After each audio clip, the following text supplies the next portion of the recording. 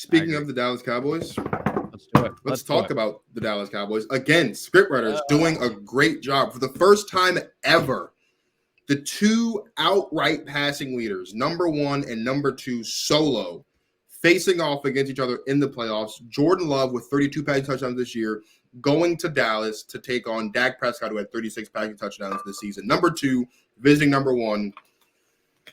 Who you got? I got the Cowboys, and I got them by a substantial margin.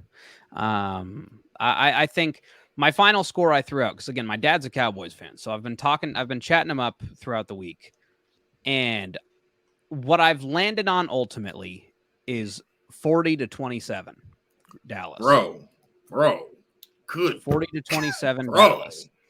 And here's why. Here's how I landed where I landed. One, I think I put out a tweet earlier this week, and I think that all of these things stand very true still. Okay. I said, here's a couple of things to look at. I think that the Packers offense is going to surprise some people against a good Cowboys defense. Yeah, I agree with that. I said that Deron Bland versus Jaden Reed is going to be a matchup that I think Reed's going to whoop him. I agree. I do. I think that the Packers tight ends, Tucker Kraft, and now that Luke Musgrave's back, I think that they are a huge mismatch in Green Bay's favor against Dallas's linebackers, who are undersized. They play basically safeties at linebacker. I agree. I would say if there's one weakness in Dallas on defense, it's their linebacker because there's no Leighton Vander Esch. But yes, I agree. And then here's where I ultimately landed. My final point is the most important one.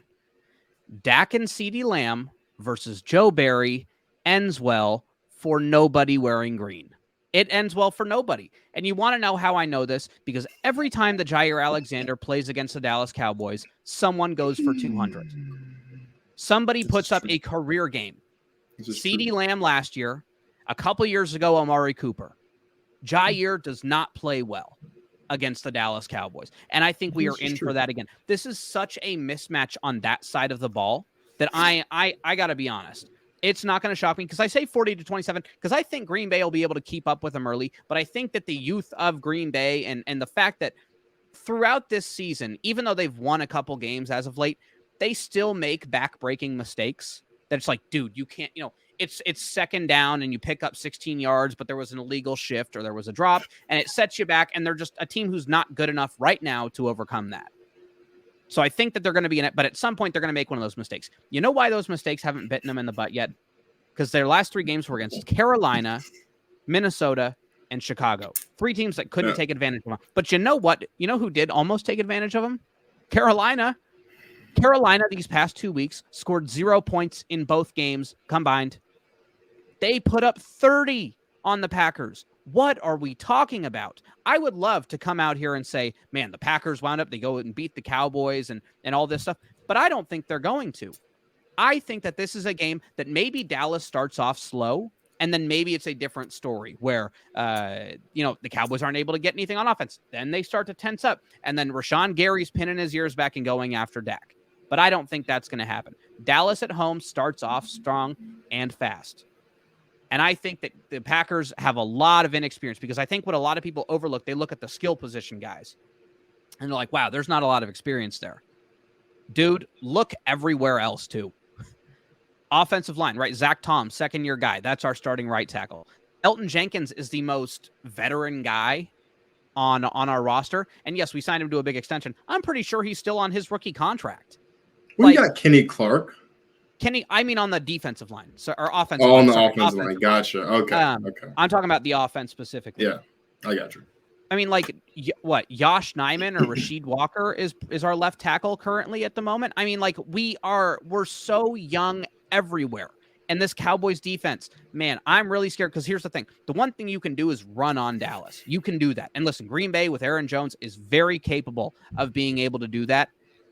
But, man, like, I'm scared if they have to drop back to pass, Dan Quinn is going to light them up.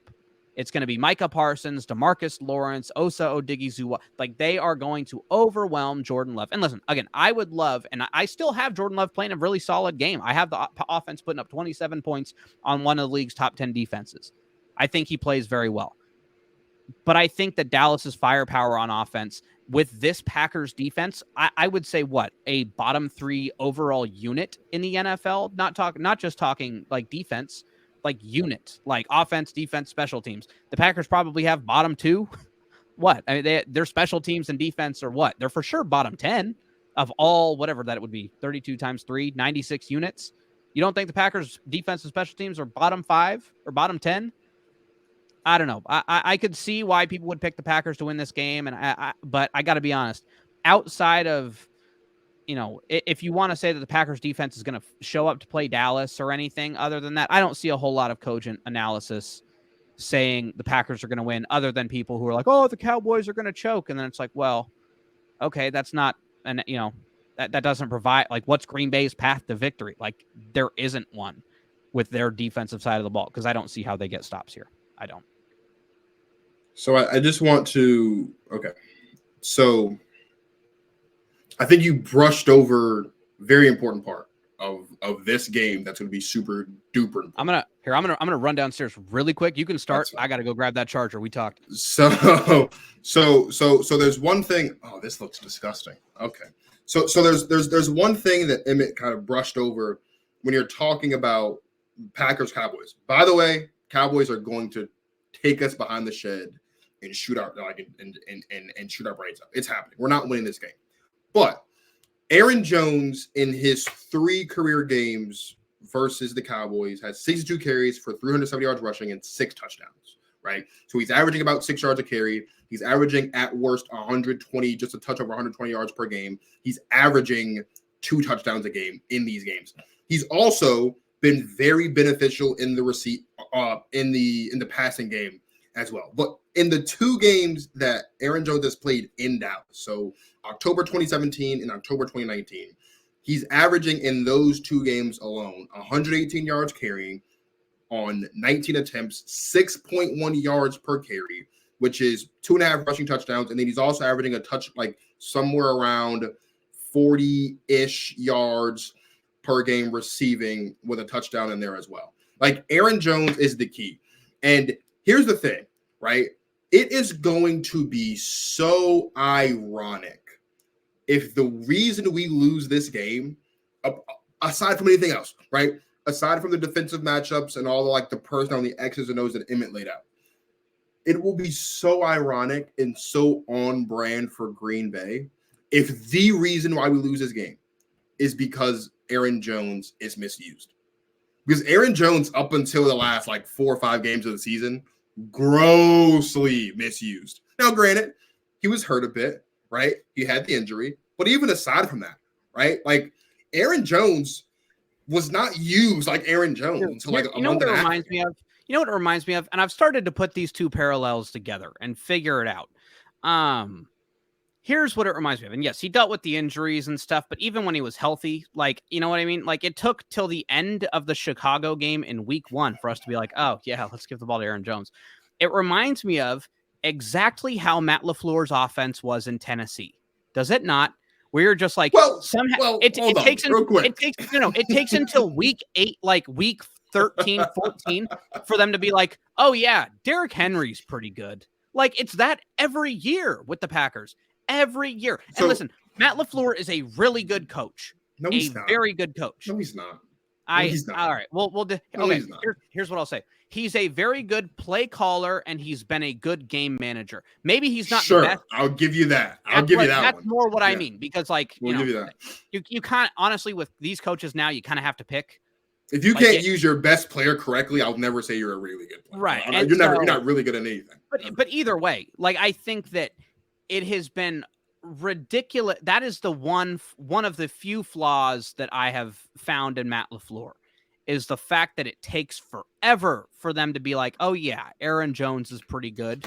And it feels like it's always at one of the biggest games in the season, where it's just they forget he exists for a half. And so you can't do that. So this is what has to happen. The Packers are not going to win this game. They're not going to win this game. All right. But I have no problem admitting that as a fan, that we're not going to win this game. But So there's a lot of Packers fans who are like loving the fact that like we're 9-1 the last 10, the last 10 games against Dallas, and we do play well against Dallas in Dallas, specifically Aaron Jones, right? I got there's a lot of Packers fans when we announced that we're going to be wearing the green, they're like, oh, it makes sense wearing the home jerseys in Dallas, being funny as Packers fans do. This is what needs to happen. And this is a very dangerous game to play. It's a very, very dangerous game to play. As cliche it is, it's a very dangerous game to play, but you have to. When you have not a young team. I mean, you said a young team. This isn't just a young team. This is the youngest team in the history of the NFL to make the playoffs. Yeah. Just for point of reference as how young this team is, if you take all the rosters of all the 4 major sports in the country and get the average age, the Packers' average age is like in the top 5 of youth. Like, this isn't just one of the youngest teams in the history of football or the youngest team in football. This is one of the youngest teams in the country when it comes to like major sports leagues. So what you have to do is you have to be cliche. You have to keep Dallas's offense off the field, right? Because Dallas is very good at wearing it out. They're also good at the quick strike, but you have to keep Dallas's offense off the field, and you have to run the ball. Like, run the ball until you can't run the ball anymore. You adopt the Bill Belichick game plan from a year or two ago when the Patriots went to Buffalo and Mac Jones threw the ball 3 times and won the game. Yeah. Like, if that's what it takes, that's what it takes. Aaron Jones has to be the star in this game. That's offensively. Defensively, I better not. Better not. For a single solitary second. If I am watching that game, because I will be seated on this futon right here watching the game. If I am sitting down in front of my TV with one of my best friends who's a Cowboys fan in my ear, we're watching this game, and I see number 91. Yep, there we go. Lined up anywhere other than inside the box, I personally will fire Joe Barry. Because, like, enough's enough, bro. Enough's enough. And honestly, if anybody's coaching for their job, it's Joe Barry. Because when you have a guy in Mike Vrabel who shouldn't have been fired, but when you have a guy in Mike Vrabel, as great of a defensive mind as he is, available for the taking, they should pay him head coach money. It will behoove the Green Bay Packers to pay Mike Vrabel head coach money. Pay him more than Matt LaFleur if you have to. Pay him head coach money and make him the defensive coordinator. But I better not see Preston Smith lined up against CeeDee Lamb, against Brandon Cooks, against Michael Gallup, Tony. He better be in the box, bro. He better be in the box, bro. Hand in the dirt, bro. Because and honestly, and again, I didn't know if that's exactly where you were going, but like that's where I was going to go. No, because again, here's the thing. Here's exactly what I think. Because we were talking about coaching for jobs. Regardless, they could shut out the Cowboys. I don't want Joey Barry back next year. I'm sorry. I don't care. Anything short of winning the Super Bowl, and even then, I'm kind of like, I don't know. Anything short of that, and I don't want him back. And when you talk about coaching for your job, because I don't know exactly where you stand on McCarthy's job security, but man, I'm not going to lie. He's up against it this year. He really is. Yes, he is. Emmett, don't be lazy. No, I'm not being lazy. I'm not being lazy. I'm not. Don't be lazy. I'm not. Hear me out. Okay, let me ask you this question. You're going to go, but let me ask you this question. Okay. Of all the potential head coaching candidates, right? Mm-hmm. We know that the best of the best is Jim Harbaugh. Jim Harbaugh's not coming to Dallas. We know that. Probably not. Okay, he's not going to Dallas. Okay, he's going to go to LA, or as I mentioned in my reel earlier, maybe Atlanta, something like that, right? Okay. You have other guys who have been fired who are probably going to get hired somewhere else, right? Okay. Like, Riverboat Ron, he's not coming to Dallas either. No. Then you've got like the OCs. You've got like the Lions OC. You've got the Eagles OC for some reason getting head coaching jobs. He doesn't deserve it, but whatever. You've got the Bills. DC is getting, he's getting some job offerings. Maybe Eric Bieniemy, maybe, who knows, right? Then, of course, you have Dan Quinn, who's in-house, but Seattle's interested, right? Yeah. Despite Mike McCarthy's inefficiencies as a clock manager, because that's his inefficiency. His deficiency Well, as I a mean, clock manager there's is late, there's right? there's other things too. Sure. There, who, if it's not Mike, right? Who's of all the available options right now? Mm-hmm. Who do you replace Mike McCarthy with to get you over the hump? I have Nobody. one. I'm gonna bury the lead on this one, because I'm gonna talk about why I think there's two scenarios, I would say, where Mike McCarthy doesn't get fired. I think there's two, because let's talk through them. They lose this week, he's gone. No, he's not. You can't lose to a 7 seed, youngest team in NFL history to make the playoffs at home. You can't do that as a Tuesday. No, you can't. No. So you're telling me. So you're telling me Mike if McCarthy's the Packers history, and the Cowboys have a close game, yes, 100%. Both sides play it perfectly. It just happens to be a close game. Yes. Mike McCarthy's gone. Yeah, 100%. Yes. Because if you play your side perfectly, you're not in a close game with Green Bay. Let's be real here. No, that's an excellent point. That's an excellent point. That's an excellent right. Point. Like you've had. Listen, I understand that. Yes, they had to go play Washington. They've had a week and a half to prepare for this game. Let's be real here. Can we be real? They are the better team. They have the better offense. They have the better defense. They damn sure have the better special teams. You don't lose those games. At home, there's no wind. The only elements that you have to go against is the dumb little glass window that the light's going to shine through midway through the third quarter and blind. And for some reason, we've had so many punts come off of the scoreboard. Or the scoreboard. Those are the only two outside elements you really have to deal with here. So, okay, he loses that game, he's cooked. Doesn't matter if it's 54-51. If you lose that one, you're canned. All right, let's pretend they win this week. Okay. They are probably going to get at home. I think we'll talk about who wins Detroit, LA. I think LA is going to win. I'll say that now. That's fine. So they're getting the winner of Tampa Bay, Philly. You lose to this Philly team at home, the team that you dismantled by 30. You lose to that team at home, the team who's won, one game since December started, and that was against the Giants, and that was one that they probably could have / should have lost. Yeah. You're probably getting canned, because you know what? Sure. That would be 2 years in a row of staying stagnant. Congrats. You beat a worse team in a playoff game, then you move on, and because since McCarthy's been there, lost. They've been 12-5 3 years in a row. At home at San Francisco, year one. Lost. Well, it wasn't year one. It was technically year two, because year one, Dak broke his ankle. Leg. Yeah. First playoff appearance, they made lose, it. And they lost. Not only do they lose, home. they lose in embarrassing fashion where they can't stop the run, and Mike McCarthy and Kellen Moore call a quarterback draw with 16 seconds left. That can't happen. And then the year after, their last play is Zeke at center. Zeke at center and a 6-yard pass when you got to go 80-something. Yeah. That can't happen. I understand you don't draw up many plays for that. And I actually understand what they were trying to do there. Let's get the big guys off the field. Let's get as many athletes as we can get on the field at a time. I understand. However, it better come close to working in some way, shape, or form.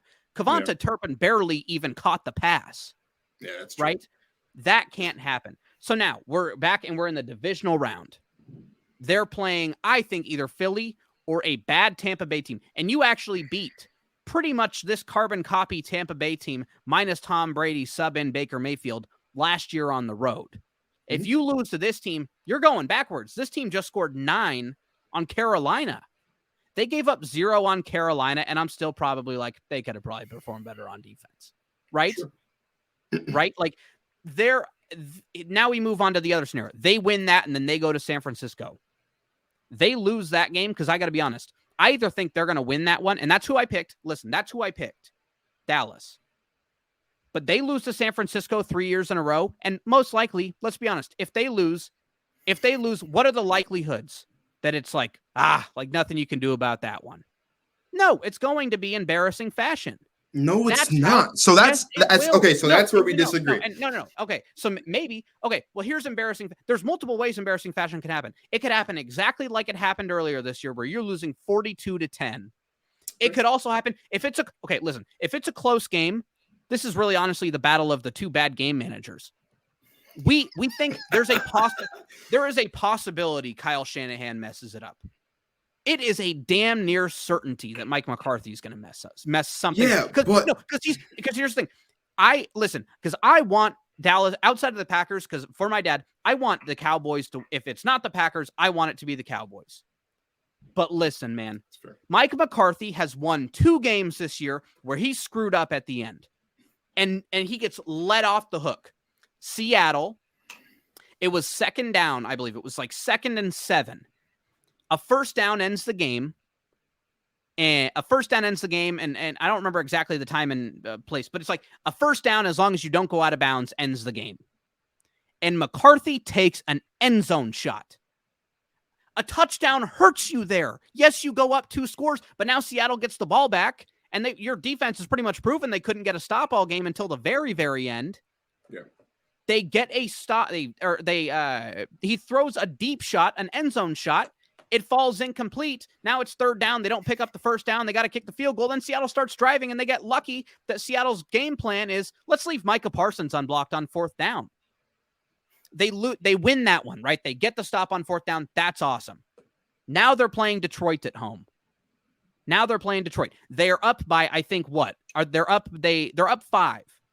It's 2nd and 14 because of the BS tripping call. You get set back. Listen, I understand. It's the same situation.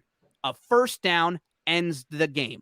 I have no problem throwing it. I didn't have a problem throwing it in the Seattle game. I don't have a problem throwing it in this game. We're going for a first down.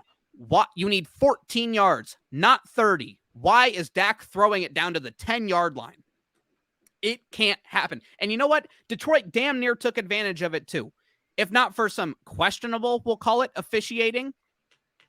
What? And I understand that that Dallas would have got the ball back. They would have had a timeout, 23 seconds. The Lions defense wasn't necessarily performing super well in that game. CeeDee Lamb couldn't be covered. Is there a scenario where the Cowboys go down, kick a field goal, and win that game? 100% there is. I probably would have put money on it.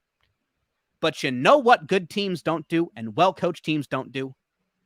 Give them that chance. And they've given 2 teams that chance, and they've just gotten lucky because the defense has gotten a stop. You cannot, with Mike McCarthy, you cannot, because they keep winning, excusing all the bad. Because we didn't let him off the hook in San Francisco. We didn't let him off the hook at home versus San Francisco. How are these other games different? Because Dan Skipper didn't report as eligible, kind of. And because Seattle decided to leave Micah Parsons unblocked? No, you can't do that. And listen, I completely understand where you're coming from, where it's like, all right, who are you going to get that's better? I'll tell you who they should get. Do I know if they get him? I don't know. And do I think that this may be a little bit out of the way of how the Cowboys have run their franchise for the past 20-something years? Yeah, I would say so. What did the Cowboys, I think you and me would both agree that the Cowboys have a pretty good roster, right? Yeah. They've done a pretty good job of picking players, of, getting guys outside of, I guess, Terrence Steele this year on pretty good contracts. They wind up being the highest paid, but then after the, cycle goes, it's like, wow, how are they the 5th highest paid? They're about to lose, I think, this offseason, Will McClay, their director of player personnel or president of football operations. He's something. I forget what his exact title is, but he's the de facto GM. So you're probably going to be hiring, because right now your GM, quote unquote, is Jerry Jones. He's the guy who gets to hold the title for some reason. You know who I would feel fine handing my football operations over to for, I don't know. Let's take a guess. 3-4 years, you let them control all the reins. Because really, what have the Cowboys, what's been their Achilles heel recently? Game management. Who's one of the best game management and situational football coaches of all time? Who is on their way out from their current job? Who's getting replaced by Mike Vrabel at the place he won 6 Super Bowls? If Bill Belichick goes to the Dallas Cowboys, that's a team who's winning at least 2 Super Bowls in his, 4 or 5 year tenure. No, it's not. Yes, it is. Yes, it is. 100%. You. Yeah, 100% is. 100% it is. Okay, you and me both agree. I don't want to get into semantics. Dak Prescott, top 8 quarterback. Yes. Yes. Dak Prescott is a top 8 quarterback. I was trying to pick a number, but top 8 works for me. Top 8 quarterback. CeeDee Lamb, top 8 receiver. I'd give him top 5, but top 8. Yes. Micah Parsons, top 5 defensive player? Yes. Trayvon Diggs, how's he as a corner? Top 10, top 15? Sure. Aren't those all the ingredients you need? And a good offensive line. Let's not forget about that. A good offensive line. If Mike McCarthy flames out, because the only way I don't see them flaming out is if he makes the Super Bowl, regardless what happens in that Super Bowl, you're giving him another run. But if he gets embarrassed, and I mean embarrassed, losing to the 7 seed at home, losing to, I don't know, the Rams at home in the second round, or whoever, Tampa Bay or anybody else on that list, he's staying the same, man. Jerry's not getting any younger. I think that if he flames out, I think Bill Belichick is a Dallas Cowboy. Because here's the thing. The big thing that I think a lot of people aren't talking about, I guess, when it comes to that, is people are like, oh, well, then he's going to have to give up player control, and Bill's not going to want Jerry middling and all this stuff. Yeah, I agree. But when it's for a 3 or 4 year span, because I think that's generally what it's going to be, something very similar to Jimmy Johnson. Jimmy Johnson was there for, I think, 4 years, I want to say, 89 to 93. I think it's a very similar situation where Belichick comes in all of a sudden, because I think we both think they're losing Dan Quinn, right? I think you don't think, okay, well, you know what? I think that probably plays into my point even a little bit more. I think that they're going to need somebody to take the role of GM. Bill Belichick's going to be like, yeah, I can do that. Doesn't matter who he drafts. Does not matter. They got all the guys right now. No. Oh, my God. Bill Belichick, I understand. As a GM, he is a bad GM. Awful. He is a bad GM. But whatever you have to do to get Bill Belichick, the coach, in, you do. No, you do not. Hey, who's a better football coach, Mike McCarthy or Bill Belichick?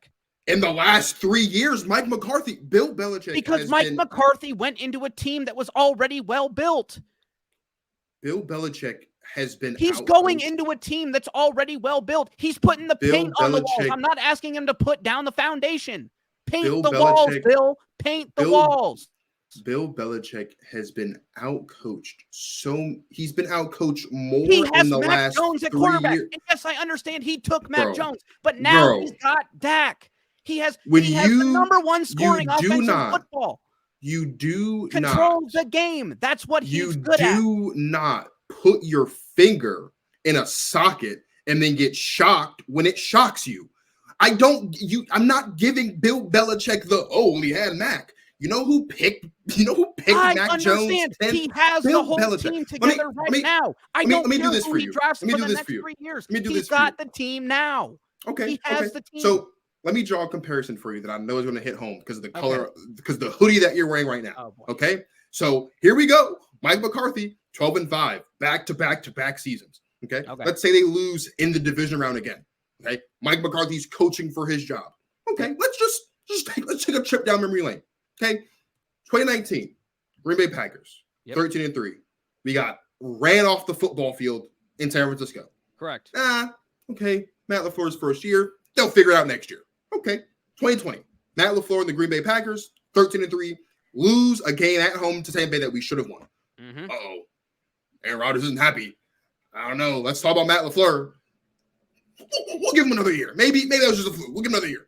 Comes back, 13-4, lose in the division round to the San Francisco 49ers. Yeah. Who's the head coach of the Green Bay Packers right now? Matt LaFleur. It's Matt LaFleur. Okay. So if Matt LaFleur can survive 3 consecutive 13-win seasons, winning the most games in a 3-year span without appearing in a Super Bowl in NFL history, if he can survive that, and the franchise guy, all-time great, leaving, and then somehow bringing in or, rising up, the young guy and making it to the playoffs, then I have no reason to believe that Jerry Jones can't afford the same grace to Mike McCarthy. And I'll take it a step further. No. Let me take it a step further for you. I totally disagree. Let me just put the icing on the cake for you. So unbelievably different. There's a guy. Is it really? Here, let's just put the icing on the cake 100%. For you. There's a guy. I don't know if you know him. I know a lot of Cowboys fans know him.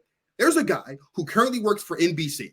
And he's on Football Night. He's on Football Night in America, or whatever it's called. Jason right? Garrett. Yep. And if I'm not mistaken, he coached 10 He coached a long time, real long time. And in 3 years, Mike McCarthy has gotten the Cowboys closer to a Super Bowl than Jason Garrett. He's gotten them the exact same distance. That's not true at all. Yes, it is. Can't believe you. It's not true at all. What do you mean? How is it not true? The Dallas Cowboys right now in Mike McCarthy's tenure, despite like the final destination, have been more legitimately Super Bowl contenders than they ever were under Jason Garrett. 2014 and 2016, completely disagree. Under Jason Garrett, completely disagree. 2016, the 13-3 year when we showed up and sent him home. Yeah. Well, okay. Well, here. Well, no. What is your argument? I think they were I think they're probably a better team now, but I think they were the best team in the NFC that year. That's the closest they were going to get to a Super Bowl. Hold up, in the NFC, San Francisco a better team than them? That's the only team that's better than them. Yeah. Okay. Back in 2016, there was not a single team in that NFC who was better than them. I don't care that the Green Bay Packers won, because you and I both know, had that game gone to overtime, we both know Ladarius Gunter's getting smoked. Well, because he gave up 9 for 180 in that NFC Championship game. Dallas was the 1 seed that year. That was the closest they were going to get. Here's the point you were going to make, is that he didn't get close to firing Jason Garrett for what? No. What was the point you were going to make? That McCarthy's gotten them closer. We got the same distance, dude. We got a decade of Jason Garrett. Half of them were 8-8 series, 8-8 seasons. Not one time he was up. Jason Garrett's chosen for a job. When you look at this is I don't even like the fact that I'm having to sit here. Jerry was never as critical of Jason Garrett as he has been of McCarthy. But do you know why? He had the all-time opportunity to give Mike McCarthy a vote of confidence before the playoffs, and he said, "We'll see how the games go." But do you know why? Jerry Jones is doing that? Like, we have to remember who we're talking about. In control, if that's what you're going to. We're talking about Jerry Jones, right? Jerry Jones is, first of all, and we know this, the most egotistical football essence there ever has been in the history of the NFL. That's number one. Number two, David Tepper might be getting up there already. David Tepper might be getting up there. You're absolutely right. But for now, it's still Jerry Jones. Yeah. Jerry Jones is not critical of Mike McCarthy because of Mike McCarthy's job performance, despite its deficiencies.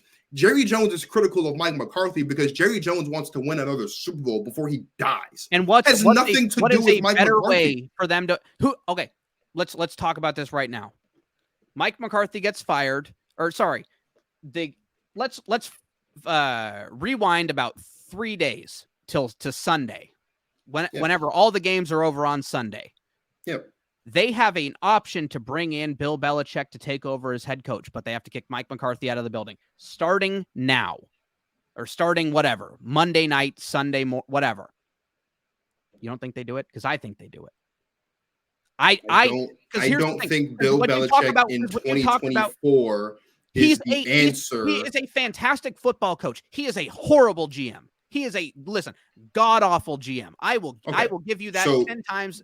Jerry Jones is also an awful GM. They had a top 6 defense with both of their best players out, Christian Gonzalez out and Matt Judon out, and they had a fantastic defense. That's not because they just got lucky. It's because they have Bill. Dallas's defense is top 3, top 4. So going from 3-4 to 6 is a step back, isn't it? He has more guys now on Dallas. Whose defensive roster is better, Dallas or New England? Dallas's defensive roster is better. Give him better guys, he will perform better. That's what I don't think about. And I don't know that you can say that definitively though. I think yes. Bill Belichick. It's if you were sitting here pitching Bill Belichick as a defensive coordinator in the event that Dan Quinn leaves, gotcha.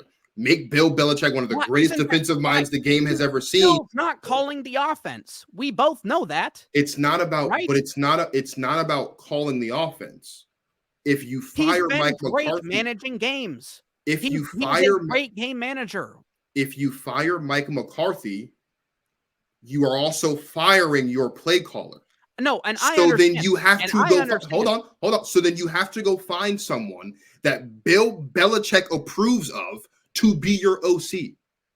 Let's think about that. Okay, all right. And of all the what OCs that have come through Bill Belichick's, that have come through the Bill Belichick coaching tree, only one of them has actually panned out to be a good head coach. One of them. You don't even know actually because the Giants have crapped the bed this season. Oh my God. You don't need whoever the next OC is to be a great head coach. You need him to be a good OC. And you know what? Bill Belichick made this exact same plea to management in all the reports that if he stays, he's bringing back Josh McDaniels. Josh McDaniels, when he has a quarterback, not Jimmy G. Again, Josh McDaniels, horrible head coach. Horrible head coach.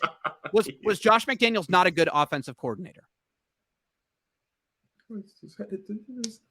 Exactly. His quarterback was Tom Brady, but and that's fine. And now he's going to have what?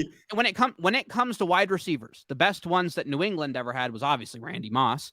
Who's second? Course. Like Julian Edelman, probably, or that's just some respect. Deion Branch, or CeeDee Lamb's probably better. No, you're giving. I'm telling you that if they brought in that pairing of Belichick, McDaniels, and again, listen, this is a lot of assuming that Jerry would put his ego aside for a couple of years, which, listen, that's the biggest question mark in this entire thing. Truth be told, that's a team who's set up to win 2 Super Bowls in Belichick's tenure. Because I think that is a very real possibility if McCarthy gets canned and they choke. I think you're a lot higher on Bill Belichick's ability as a head coach in 2024 than I am. That's fine. That's totally fine. Listen, Bill Belichick, the GM, horrible. Bill Belichick, the football coach, give me him every day of the week over pretty much any NFL coach that isn't Andy Reid, Sean McVay, and then I don't know, Kyle Shanahan before the fourth quarter. This is all a long roundabout way to say that. I don't think like Jerry Jones did this last year with Mike McCarthy when Sean Payton was available, and who's still in Dallas. Because they won their game. Because they beat Tampa Bay. Had they lost to Tampa Bay, I think we're in a different discussion. And they were embarrassed by the Niners. They still could have fired him. They could have. We had this conversation last season. We had this conversation after year 1 with Mike McCarthy, and they were like coming into Dallas. Like, how long is Mike McCarthy going to be here? Well, Jay Jones got a pretty short temper. Oh, well, Mike McCarthy got lucky because Dak broke his ankle. Okay, great. They come out, they get 12 wins. They go to they host Arizona or they host San Fran. They get embarrassed. They could have fired him then. And what they said after that game. I think last year what saved his job was the 5-1 record with Cooper Rush. That's what I think saved his job. That's what saved his job. I know as Packers fans, we are sworn to like not give Mike credit because we don't like Mike, and that's fine. He's a fantastic play caller. He's not a good head coach. He's not a good head coach. Mike McCarthy, after year 1 in Dallas, Dak broke his ankle, and Dallas looked awful despite that. But they say, you know what? Your star quarterback broke his ankle. Let's give you another year. He comes back. They beat Tampa Bay. Sure, or whoever they beat that year. It wasn't Tampa Bay because the Eagles played Tampa Bay that year. They beat whoever they beat in the divisional round, and then they lost in the wild card at home to San Francisco that's right. They lost to San Francisco because they couldn't score a touchdown in 16 seconds, and then couldn't the field goal range in 16 seconds, and then we saw the Chiefs do it the next night against the Bills. Right, so there's that, and we said, Mike McCarthy should be fired, but he wasn't. They brought him back. They bring him back, and he loses to San Francisco again, arguably in a more embarrassing fashion than the season before. So and he's still there. So then, are we arguing semantics? Am I arguing he should be fired, and you're arguing he won't be? Because if I'm not saying he won't be, what I'm saying I don't think. Are you saying he shouldn't be, or are you saying he should be? Because I'm saying he should be. If they the only reason why Mike McCarthy should not go into the 24-25 season as the head coach of the Dallas Cowboys is if they lose to us on Sunday. That's the only reason. So they lose at home. They lose at home to Tampa Bay in the divisional. Right?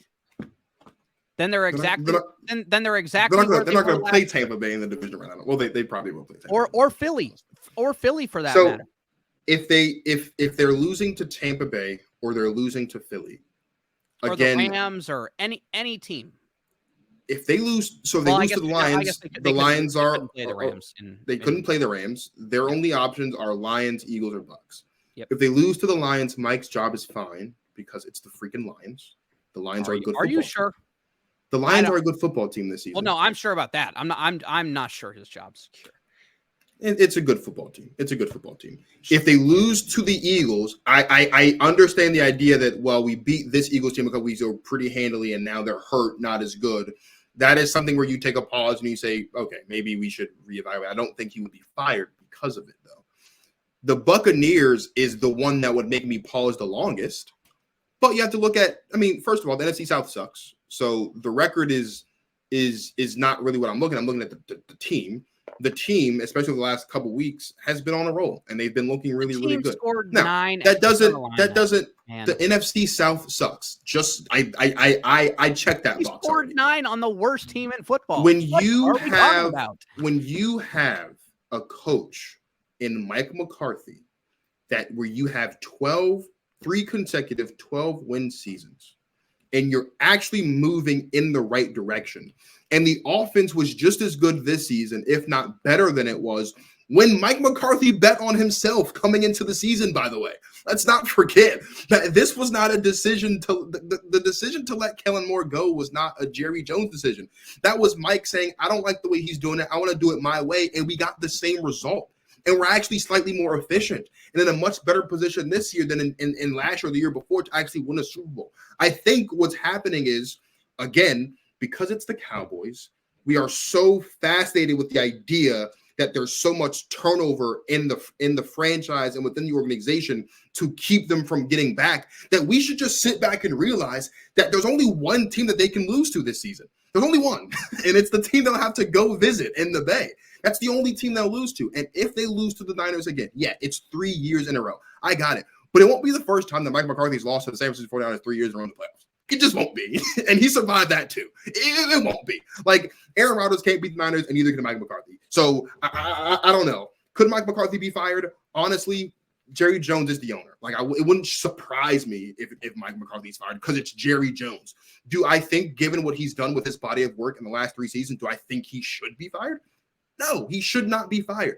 The only way he gets fired is if they lose to the Packers on Sunday. They lose to the Packers on Sunday, you get Mike McCarthy out of it. You send him to the unemployment line on the first thing out of Dallas. Absolutely is what you do. Now, we talked about that segment a lot more than we did, and it's not because of the Packers.